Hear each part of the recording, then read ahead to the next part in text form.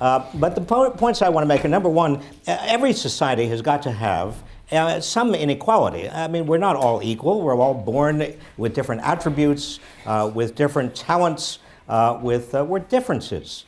And also, from an economic standpoint, if you want to create incentives for people to work hard and innovate, obviously there are going to be inequalities that kind of are built into an economy. You can't, economies that are premised on total equality have never worked. They don't work. The issue is not inequality or equality. The issue is how much inequality.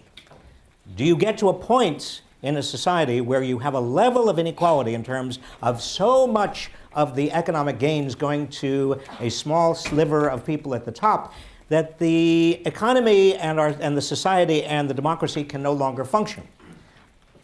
And I think that we are getting to that point in the United States, and we're getting to that point elsewhere in many places around the world. Why do I say that?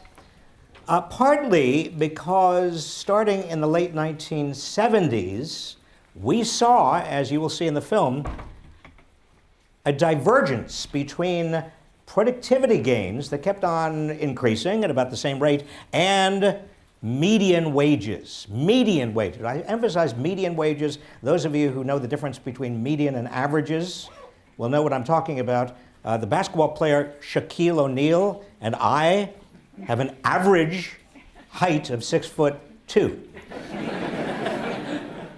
Do you get you get my drift? Averages are always pulled up by people at the top.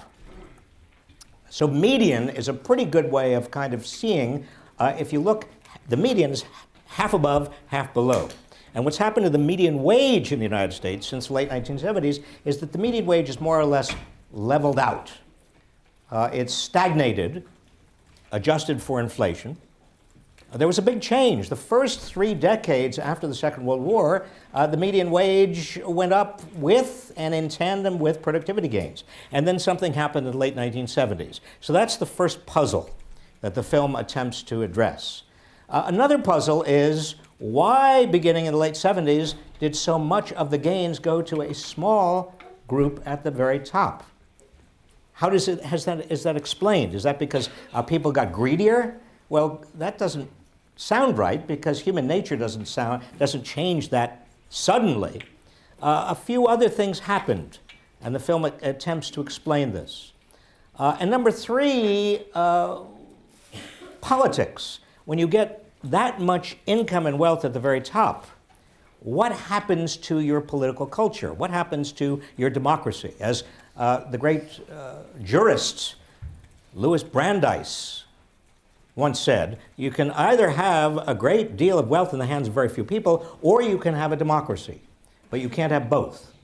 Because what happens inevitably is when you have so much wealth in the hands of very few people, that wealth translates directly or indirectly into political power.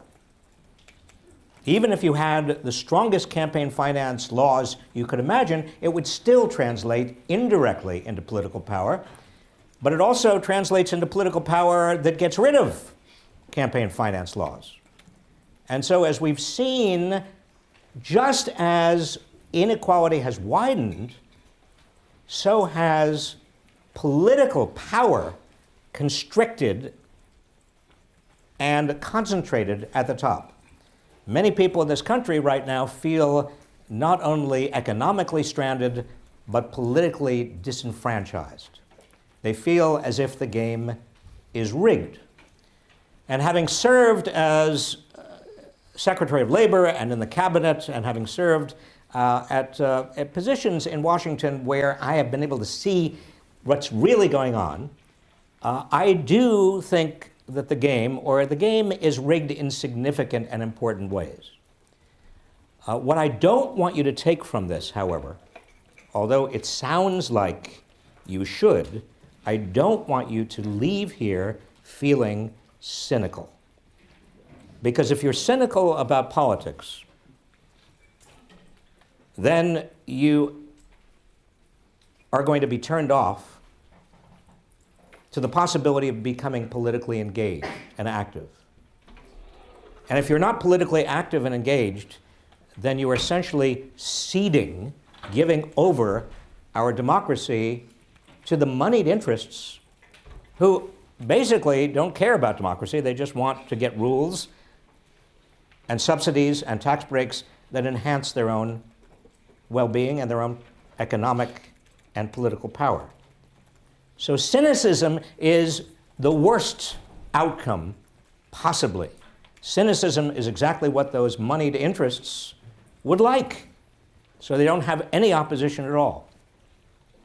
I want you, and the reason that I teach, the reason that I am here, the reason that I go around the country as I do, the reason that I made this movie with Jake Kornbluth is because I want you to become politically involved, and I don't care whether you're Democrats or Republicans or independents or whatever. I want you to become politically involved to be able to become effective, active citizens. And if that means running for office, run for office. Now, back to the film.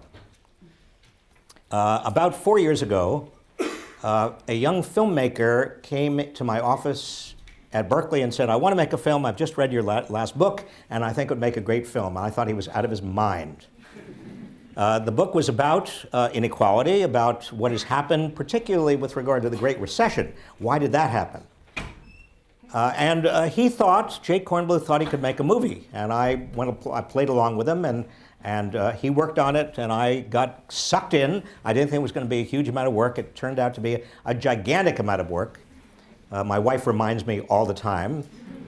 And we took the film to the Sundance Film Festival a few years ago, and it won the jury prize.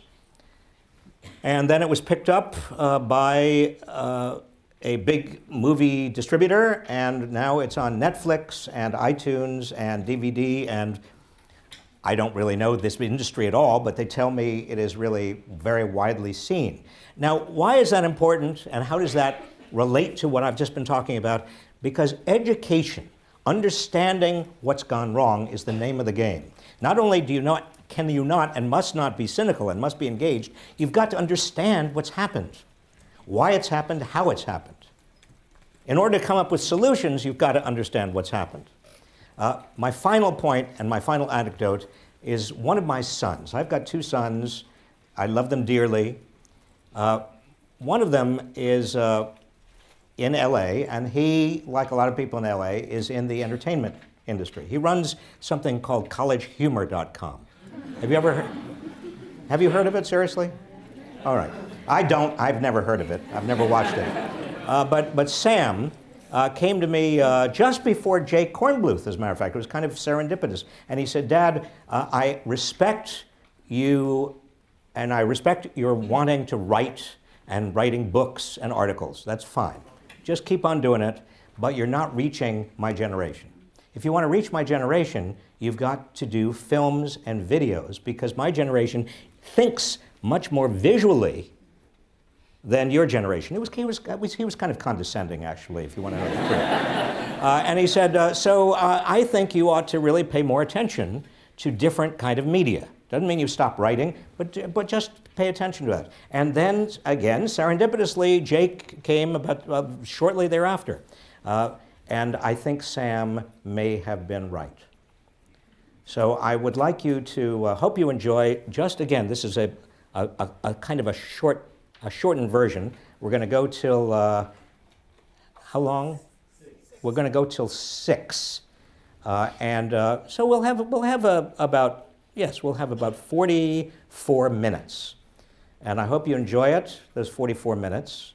It's about half of the film. And then I'll come back and I'll answer your questions for 20 minutes.